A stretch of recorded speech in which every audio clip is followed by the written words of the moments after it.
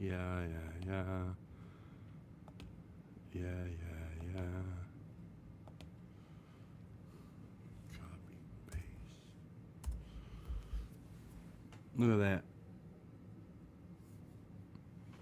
that. I don't know how well the microphone is working, but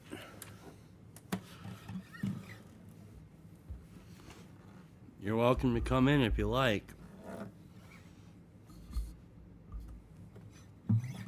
I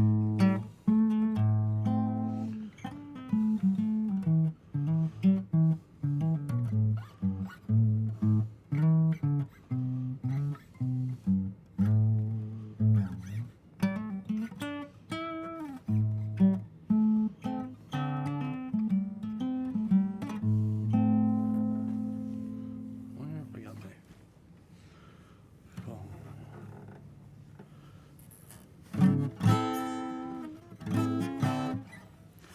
Be right back. Let me get my phone.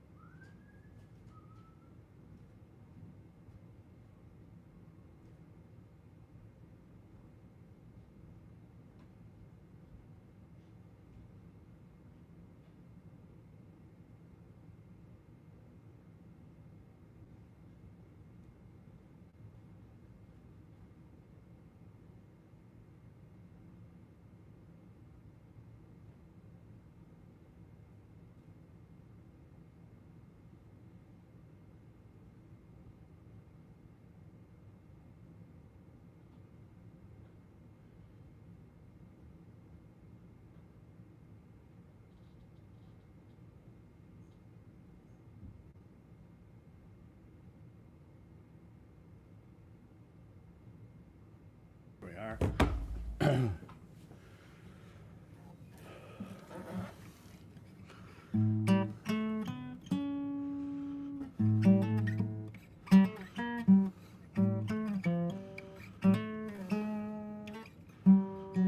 Oof.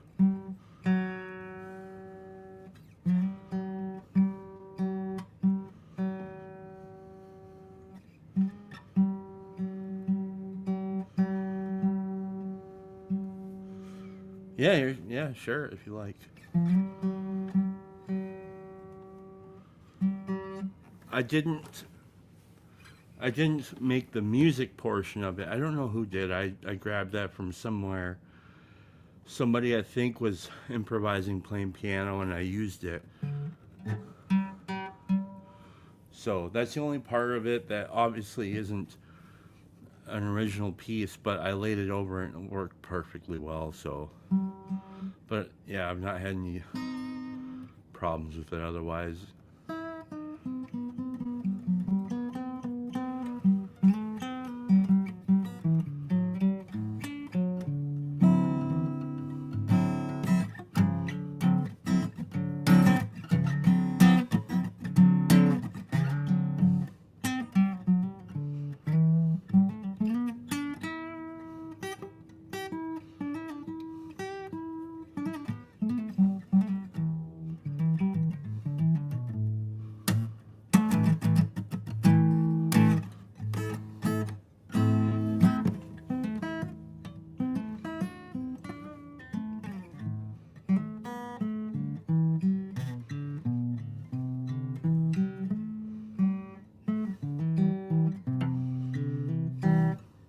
I'm glad it connected with it.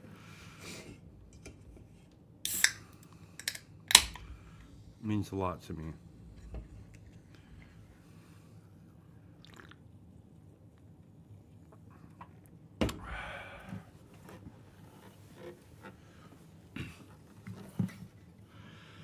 I don't really have a lot to say right now. There was an idea that I was thinking about, but it's just not really great. Maybe it's more of like a weird fictional type idea. The idea is something like if imagine a world where you couldn't you couldn't readily access for free um, video of events that that are of the type that are, let's say, I don't know, socially divisive, unless you paid for them. So like in order to like see a video of somebody, police brutality video, you'd either have to live in that region where it happened, or you'd have to pay a uh, like a paywall, to access the video. Otherwise, you could read about it, you could hear people talking about it, but you couldn't actually access the video. Now, and then it's just obviously this is a fictional idea, but if you were to do it, whatever monies are paid to access that video would go into the economy of that particular region where that event took place. Like it would go into some sort of a fund that would, take care of certain whatever kinds of whatever. So yeah, it's a stupid idea, but it's an idea. There's a lot of problems with it. Very idealistic, but it might make for a cool short story.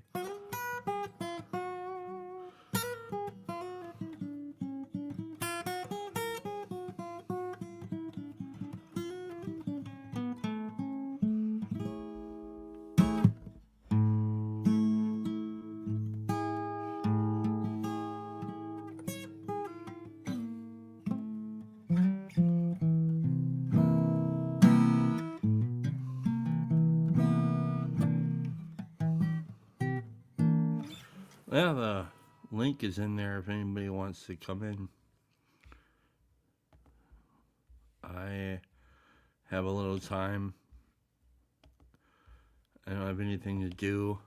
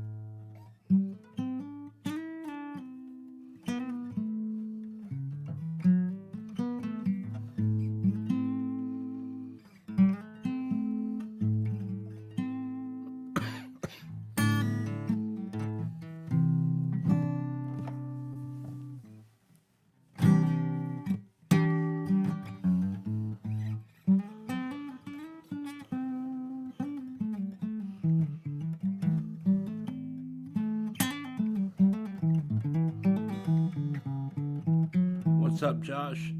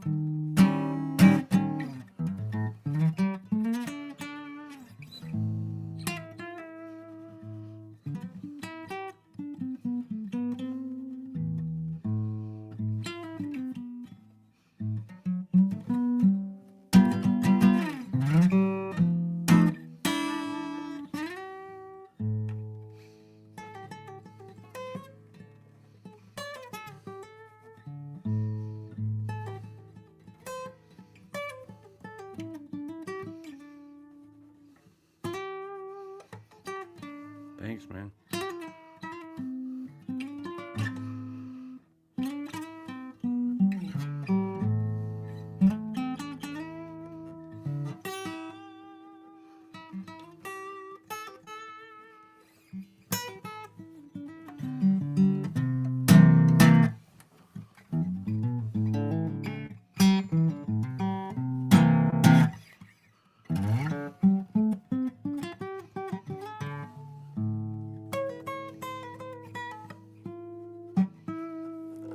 Suppose I could probably do that.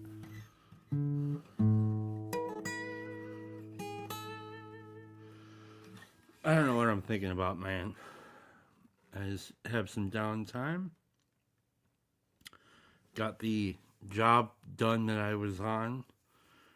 So, like, basically, tiled a hole, built a whole shower, tiled it, and then did the bathroom floor, grouted it, silicone, and all that stuff today. And Anne is at work still. Then she's gonna go to like Sam's Club and pick up a couple things, and then go pick up Carolyn. So I was either gonna take a nap or do this. And anybody's welcome to come on if they like.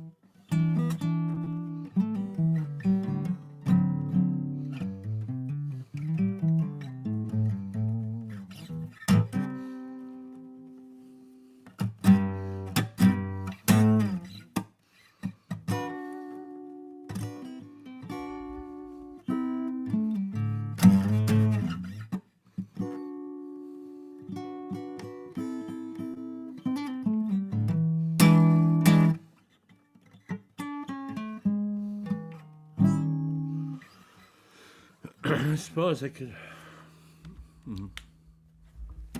I could read you guys a story that I wrote that I put on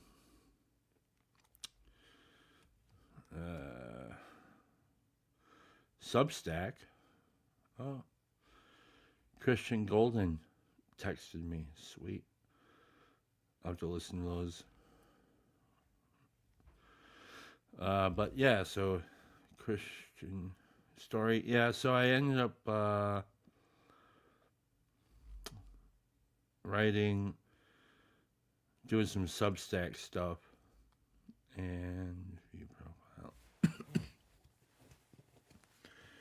This is the latest one. I like it. This Substack is called A Husband and Wife's Pastime, Intimate Prompts. Years ago, when Ann and I began dating, we would enjoy sharing stories with each other. We would agree on some writing prompt that we had found and then go off in our own figurative corners to write what had come to mind. We would later reconvene and share what we had found. We had recently decided to revisit this intimate practice, and with her permission, I've decided to share at least my portion of the exercise. Perhaps she will let me share hers when she is finished, which she's not finished yet. But so here's the prompt. Write a flash fiction about a traveling salesman with a double life. So that's the writing prompt. And then this is the story that came to mind. And the story is called The Storyteller. He sat alone in the mostly empty diner, thoughtlessly playing with his cold scrambled eggs. Sam's was a regular dive along his route. Some years back, Fred and Sam struck a deal, mostly of mutual understanding and respect. It was one of many such deals that Fred would make in his time. Some deals being nicer than others, but all affording perks for Fred. This one's particulars being fresh coffee, eggs, and toast, and a booth for the day's work. It was 13 after 8, and not unusual for them to be running late.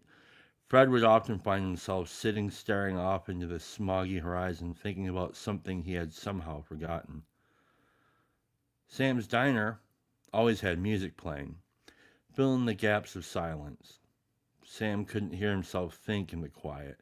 He was constantly trying to work out the mysteries of the past. He had a nagging desire to know.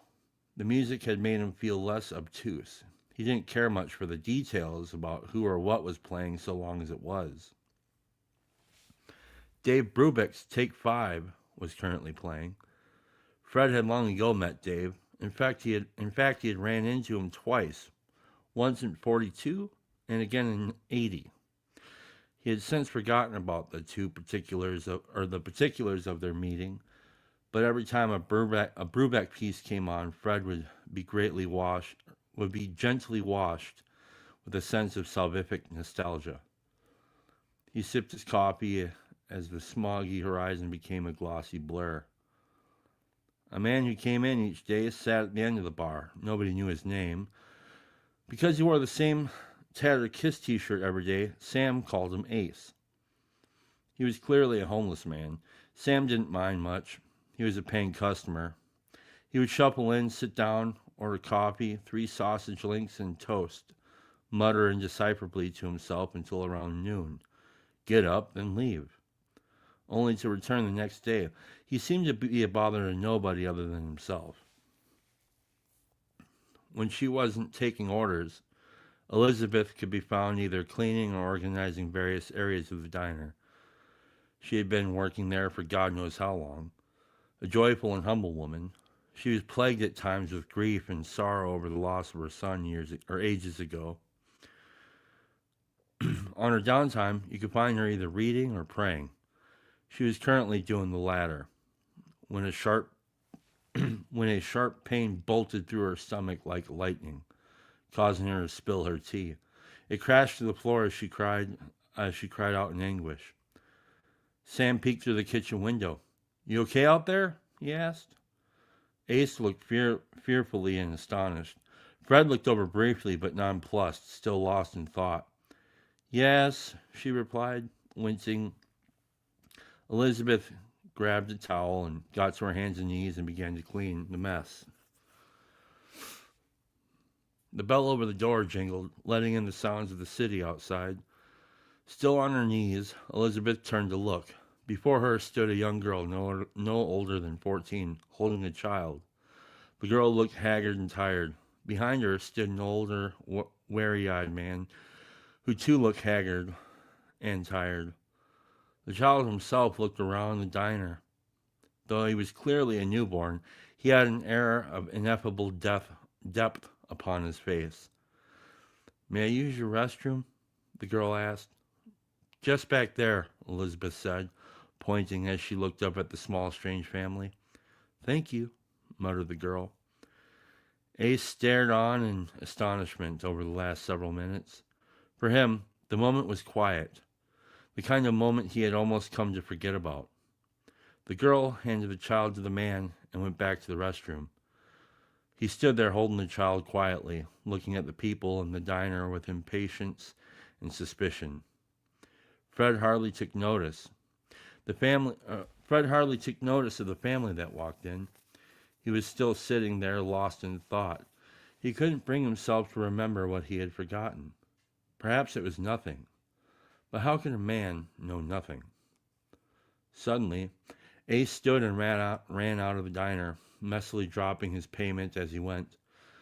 The commotion startled Fred.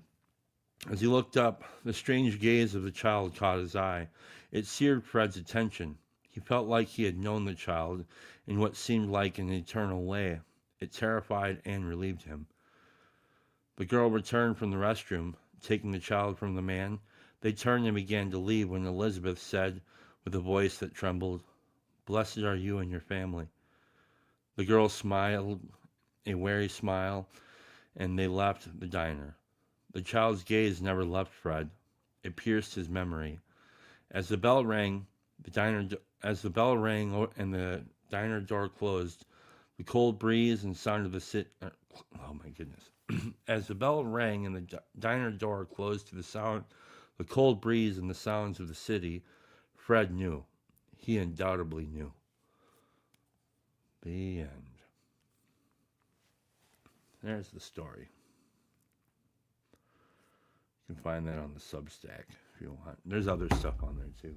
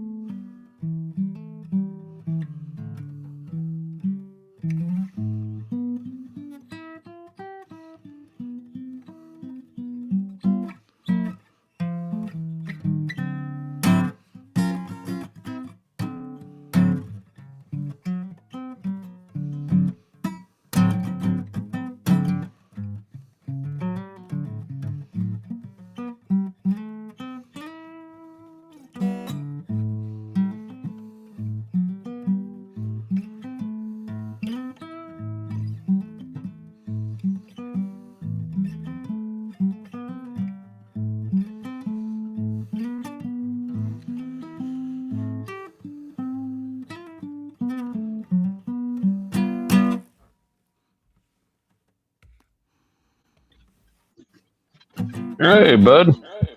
What's happening? Not too much. Oh, I got a echo here. Echo. Echo. I don't hear one, but uh, See. yeah. Hello. Hello. Is there? Yeah, I got like a delay. Hmm. Let me back out and come back in real quick. Okie dokie.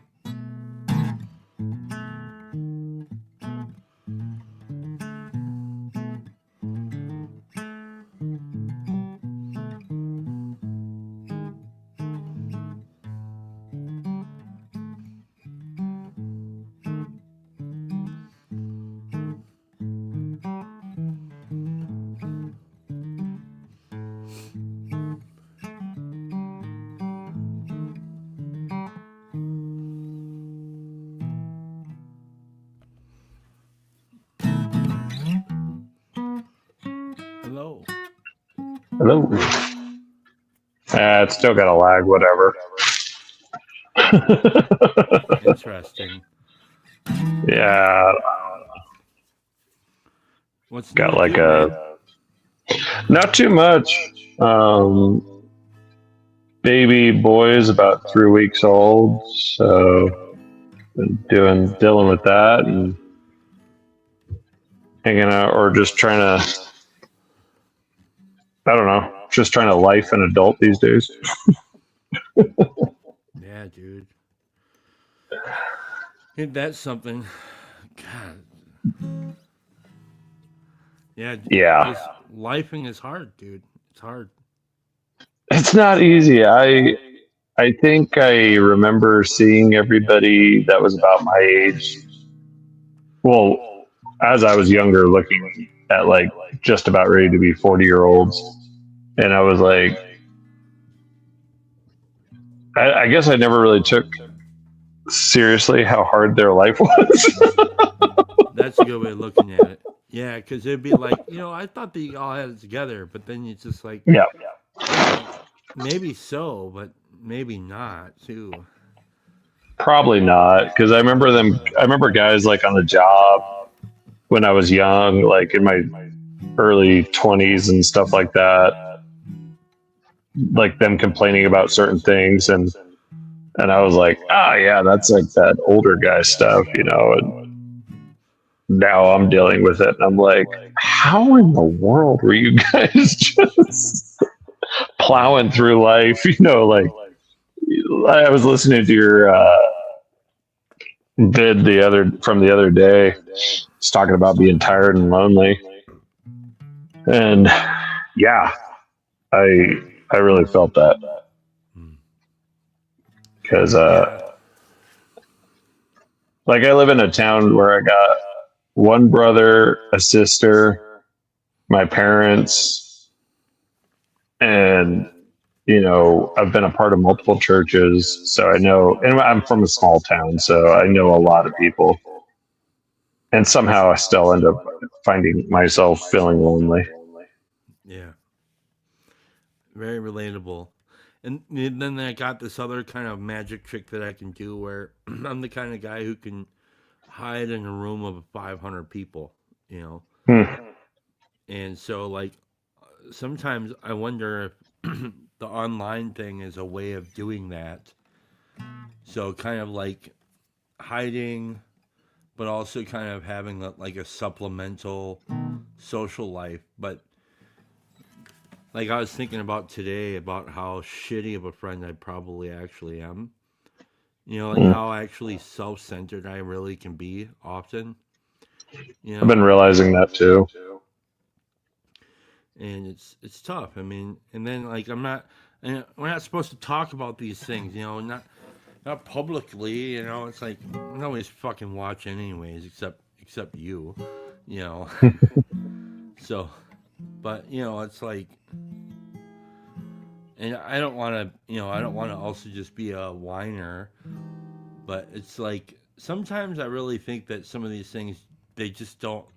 There's not any like clear, easy solution. It's just that's the way it is right now, you know.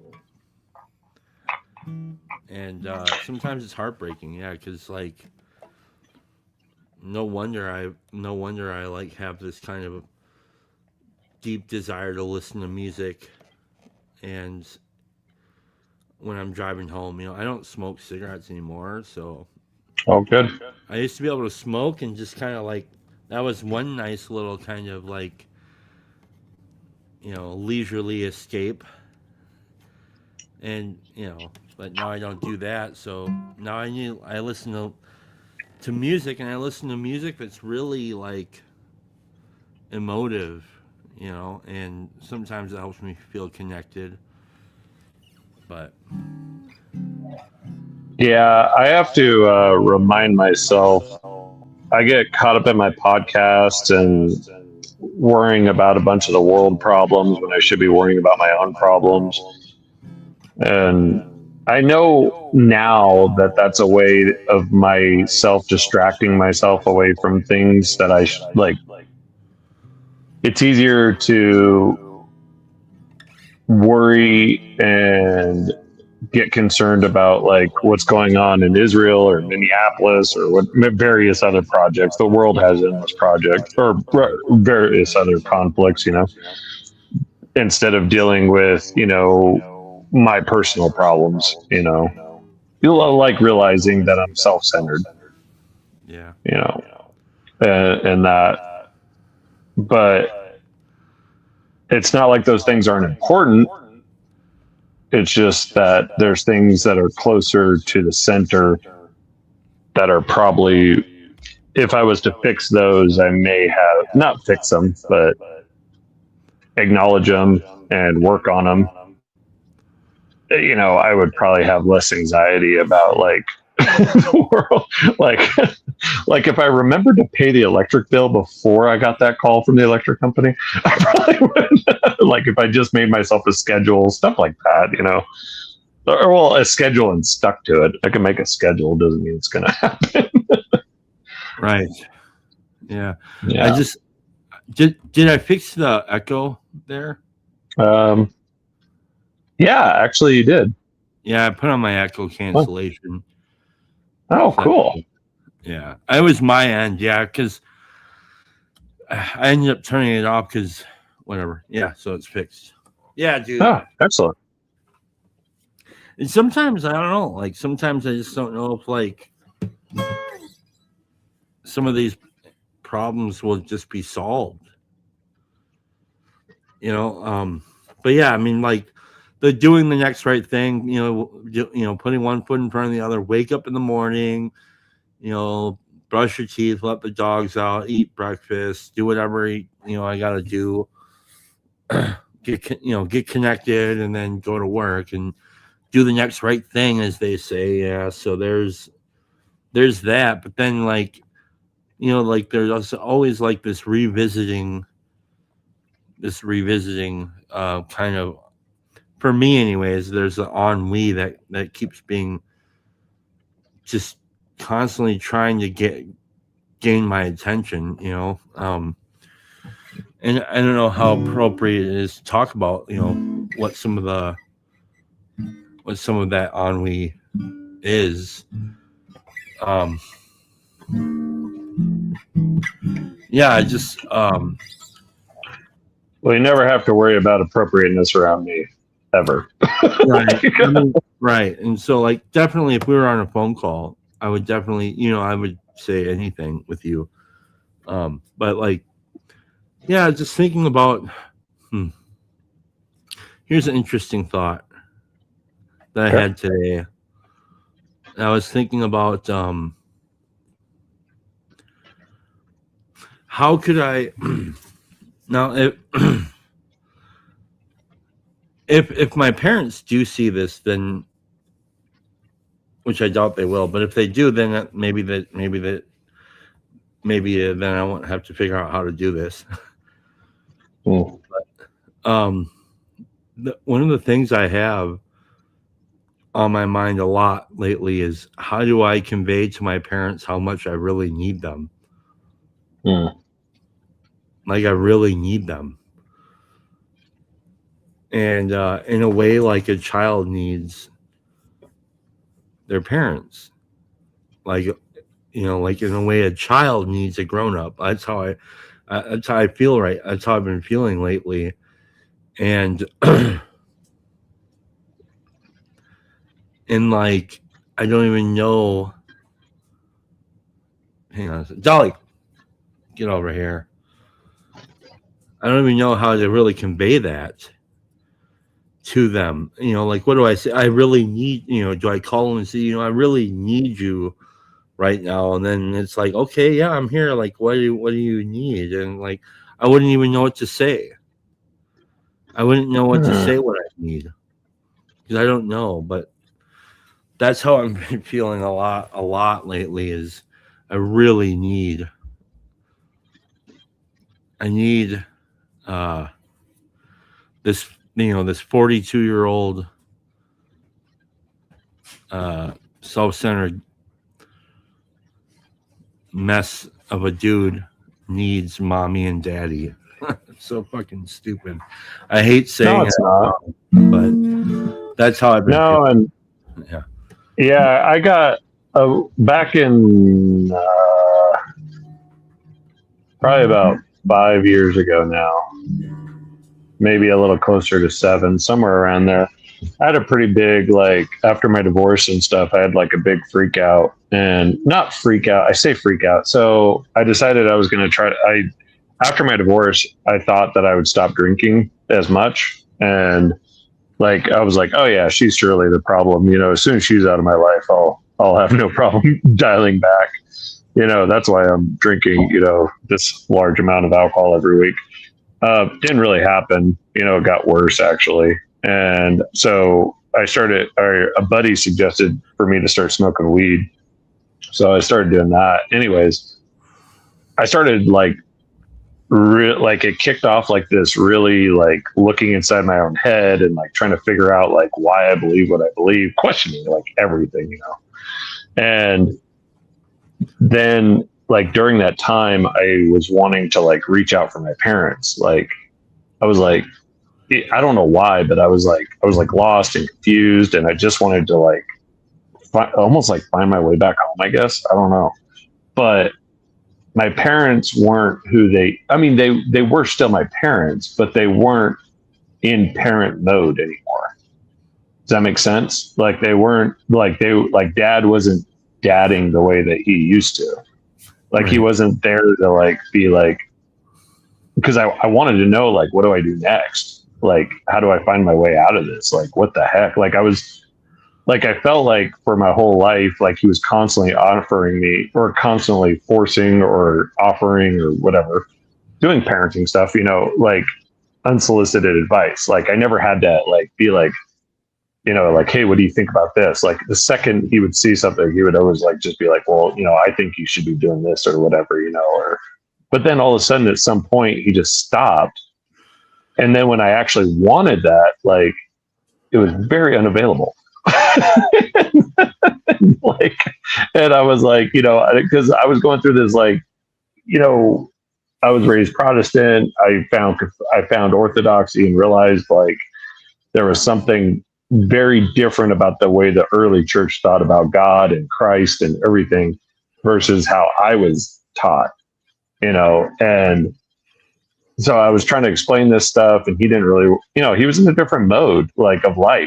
He was thinking, retirement's coming up, I need to, he was dealing with my mom and her parents, they were going through, her parents were passing and stuff. And so it was just it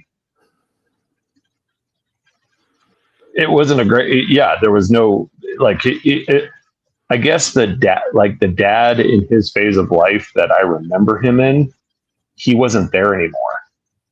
Like not that he was like, oh, you're a whole different person.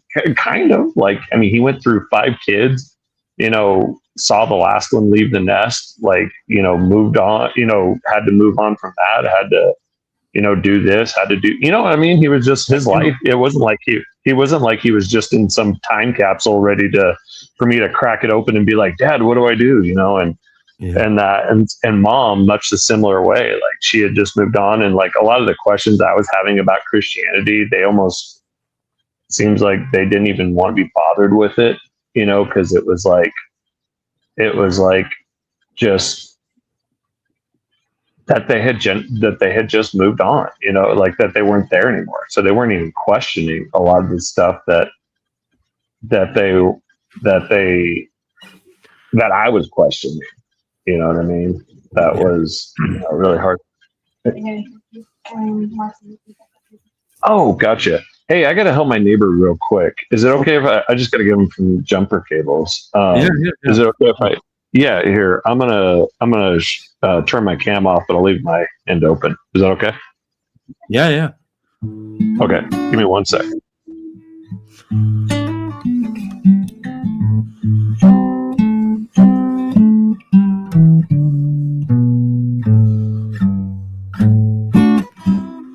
Yeah, the parents are well, it's funny. So yeah, the answer to booze is weed. For some people that might work, The problem is it won't be, for me, it wouldn't be enough, it wouldn't really scratch the itch. That's the problem with trying to treat alcoholism with weed. Parents are people. Yeah, the parents are people too thing. That's so. Yeah, the thing that I guess that I'm kind of wrestling with is these are just kind of like the thoughts that arise within me throughout the day, and like you would think, well, he's married, I'm married, I have a child of my own, and I have a whole social network that I'm connected with. Like, I shouldn't really feel that lonely. Like, why would the question arise of, I feel like I need my parents right now. I don't know why the question arises, but it's there. And it's a more of a question of feeling of isolation than anything else. And so like Paul says, be happy that your parents are still alive. True, but also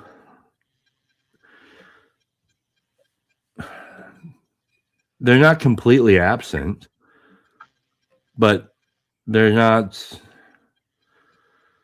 It feels very much like feels like acquaintances, and and like I wonder too, like if my kind of like the connection that I have with the friends. Sometimes I observe myself in my friendships, and I feel like I'm not a very good and present friend.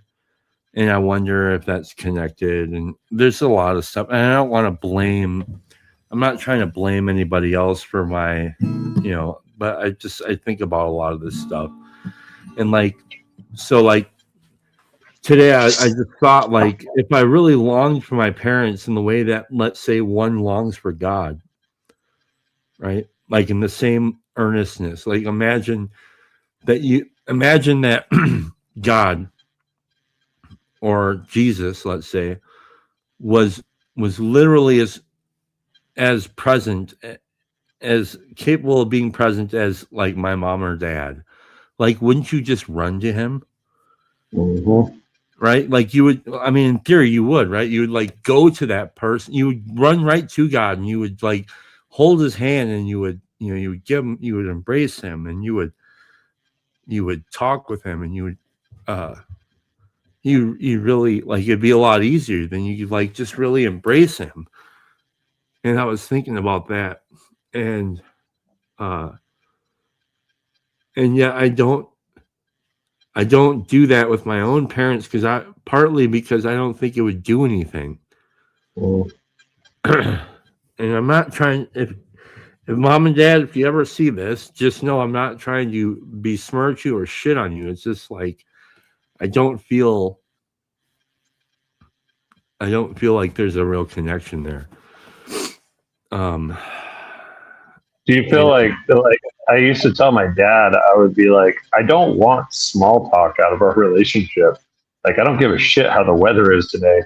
Like, I want a deep connection with you. Like, and I want that with everybody. Like, a lot of my conversations, I get blamed of like dragging into the deep end. It's like, but yeah, no, is that kind of what you mean? Like, you feel like it's a shallow.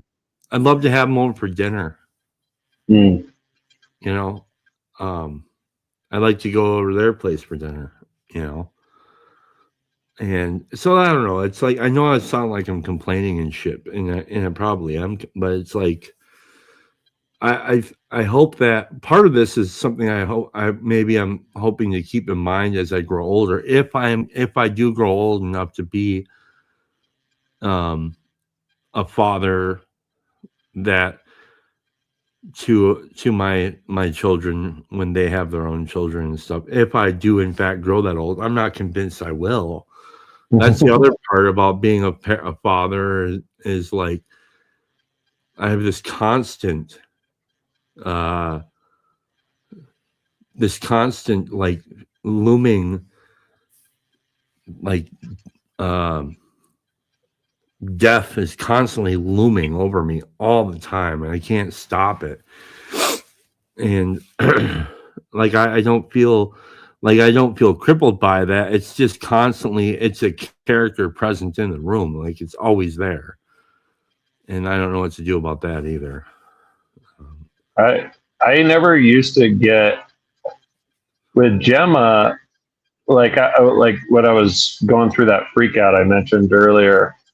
I started getting a little reckless with myself at work. Like at work, I climb trees, and there's certain trees you should walk away from. They're just nobody has any business trying to climb them. They're a little too dead, stuff like that. Or I just noticed myself taking more risks, and just the other day when we were like right before the birth. I was up at a tree, and like I don't know, just recently after Jaylee and Joshua, those are my two children with Anita, the woman I'm with right now, and Gemma's from a previous marriage, and I just noticed myself all of a sudden. I was like, I got scared. Like I guess that's the best way to put it. Like I still get scared all the time, but up there, one of the heights and stuff. But like I was like, I really don't want to leave my kid alone. Like I really don't want to leave. But this is what I do for work. Like and it was, and I guess what I'm saying is I'm not worried.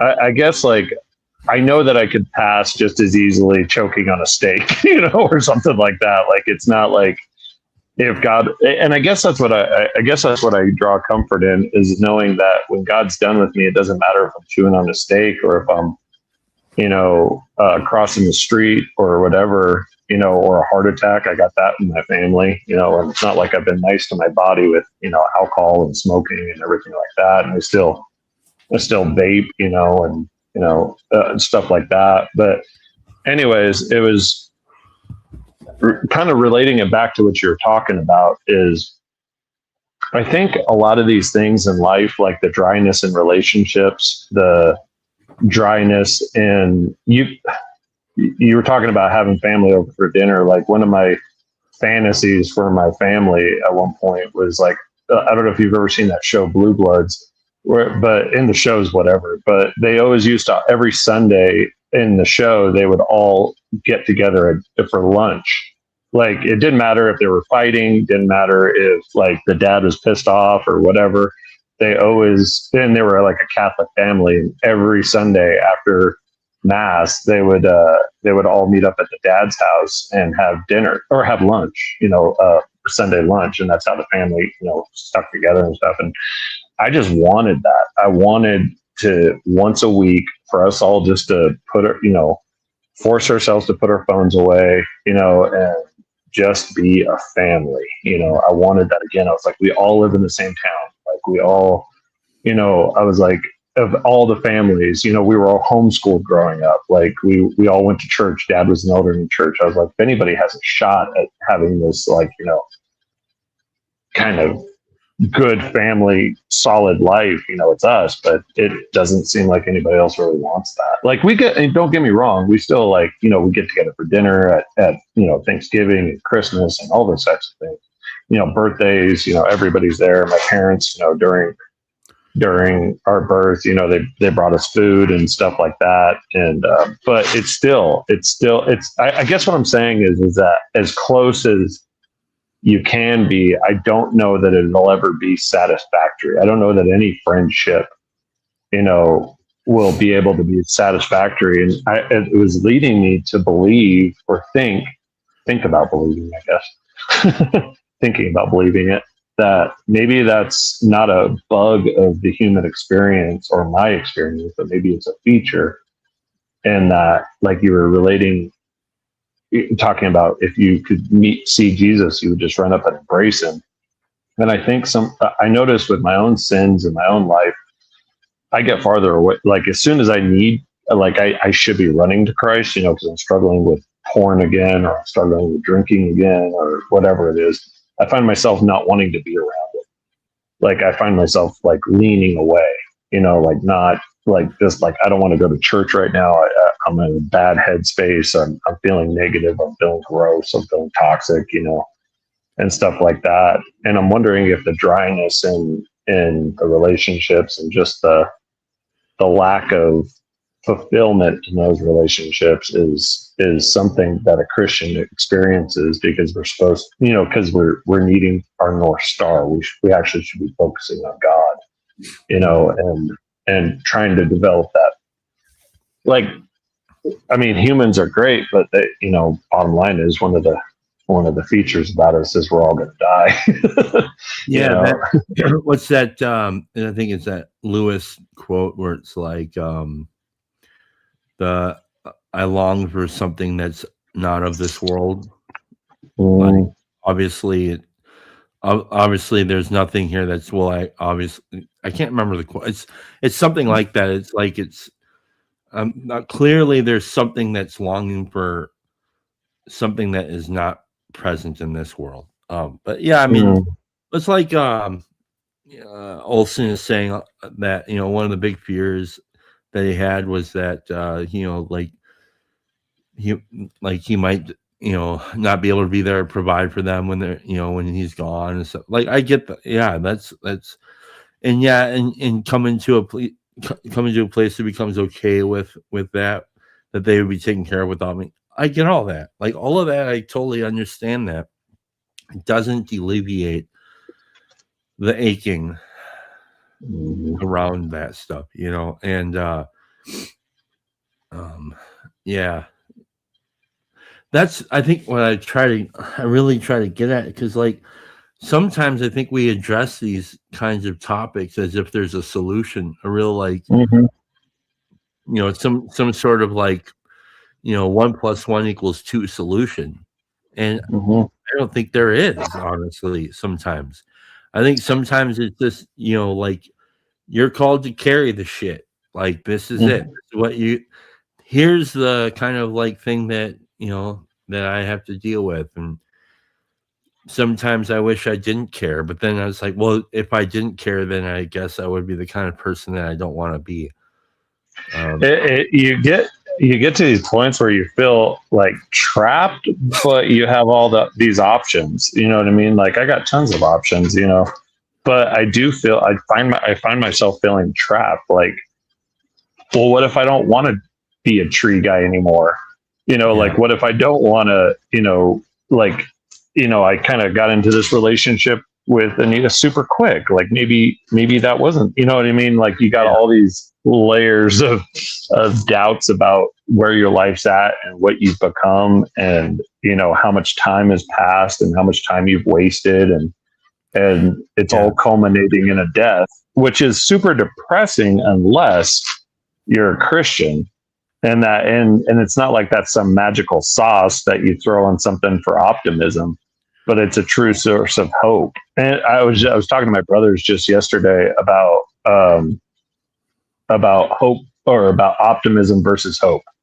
Like, are they the same thing? Are they different? And we through the course of the conversation, we arrived at, they're much different. And optimism is often baseless, meaning that you're just willing yourself into a positive attitude about something. But hope is a lot different, that you're actively doing something to, hope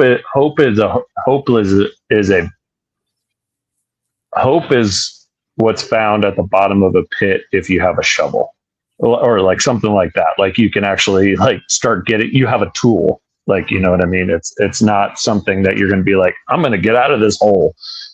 I'm not going to do anything about it, but I'm going to sit here and believe that I can get out of it, anyways. But yeah, I feel stuck and alone. But again, I think that that's a feature, not a bug of life.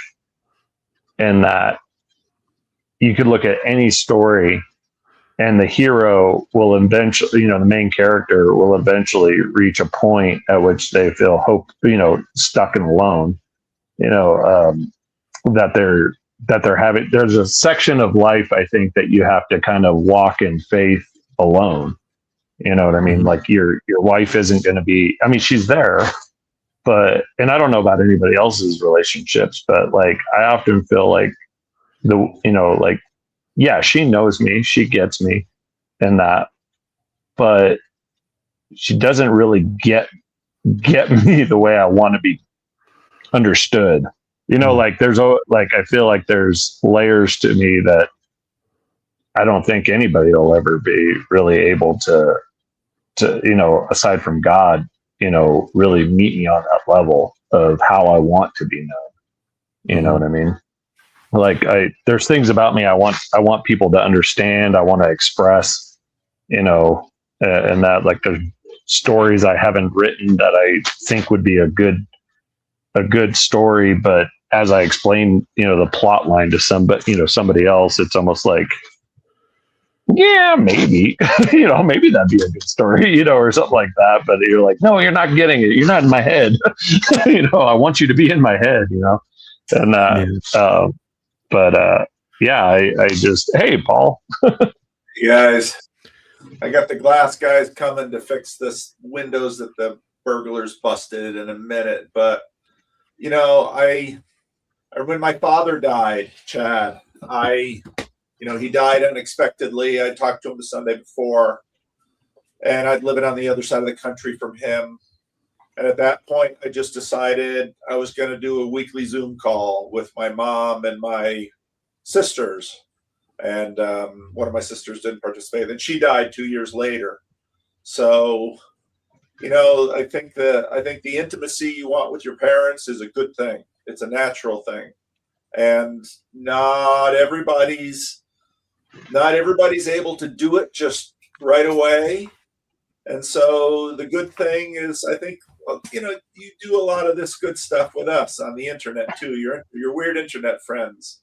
Just make a schedule and call I learned this from older people in my church that were doing it to their parents when their parents were really old and I was still in my 30s. And just have a schedule where you talk to your mom once a week, or you talk to your dad once a week, and throw in some siblings if they're willing to do it, and just keep it low key initially. Don't expect too much of them, but just continue to build the relationship, and I think that's just a good practice. Mm-hmm. Yeah, that's definitely a good aim. Definitely. But I can't really say much more about it. But yeah, I understand. Yeah. I know this stuff is complicated and you don't want to be talking details on the internet. I completely get that. But I'd say just take those little baby steps of being the one to take the initiative. You don't have to put lots of expectations on them, and just say, I'm here. Hope you're doing well. And just take what they'll give you and go from there. So, yeah, not the best you can do. Yeah, thanks. Look, my dogs are obsessed right now. I don't know what's going on with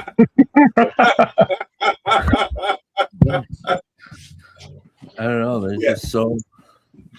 I had a Rottweiler that when he was in the car, and he would do that kind of. When he was in the house, he would do that kind of thing. He'd just come right up to me, and he had this big head. He just put it right on my lap, and it's like 100 pounds of dog muscle. It's like you're not moving me unless you really want to. I love that about Rottweilers. Yeah, I love my Rottie. Well, I think it could also be, Chad, that your dogs are picking up on your feelings, and they can't talk to you, but they're like, "We love you, man. We're gonna be here. Why don't you scratch us while we're up here?" Right. Yeah, it's probably more likely that it's 8 minutes to their feeding time. And they, especially this one. Yeah, they're beautiful. They're so cute. Well, I appreciate you guys coming and chatting with me. I don't, sometimes I feel bad about, dude. The YouTube is kind of brutal sometimes. Some of the folks on that listen, you never know who's exactly listening, and then sometimes those that are listening are just so incredibly frustrating to deal with, and I don't want to be a whiner. And I know you, Josh. I got your so, yeah. And so if you and I have a problem, I just call you on the phone. There we go. The other people that are difficult are I don't understand the reason. It is what it is. But there's that, and then trying to deal with, I can talk with this, say this stuff to Ann, and I do, but she's not my mom either. She's not gonna. She doesn't want to hear this shit all the time. And then I call my sponsor, and he's gonna say, where's God in it, and pray for them and help somebody. Who did you help today? And then so that I know the answers, I'll get there, and then so sometimes it's like I don't want to be a whiny Debbie Downer bitch, but I got shit on my mind that I need to get off of it, and I can't always just use writing my creative outlet as a way to deal with it. Sometimes I can. And so it's hard. Yeah. Sometimes it's difficult to, and I wonder if this is the right place for it. But again, there's like, 6 people who are going to listen. Who really gives a shit? But I don't know. So thank you guys for letting me get on here and just vent a little bit. Not a problem. No, I think it's good, that because sometimes a little bit of the anonymity of like, I mean, we know each other now and that, but I haven't been able to shake your hand or, we haven't hung out, and gone for a drive or anything like that, but yeah, sometimes it's, I mean, when else are you going to get the time to whine to strangers and then, sit engaged, I mean, outside of a bar, I mean, that used to be where I'd kind of go to complain about stuff, but, I'm fine with it. And I honestly, I may have to do the same thing one of these days. I don't know. I don't, what do you think, Paul? That I think whining is not, it's kind of necessary sometimes.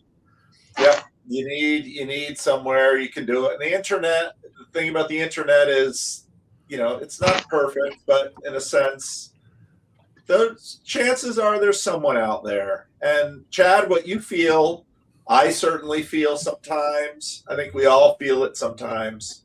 And it's helpful to know you're not alone. You're not crazy. You just feel it sometimes. And, I think picking up your guitar and turning on the StreamYard and seeing who's willing to come in and be your friend. I don't think there's anything wrong with that. Yeah.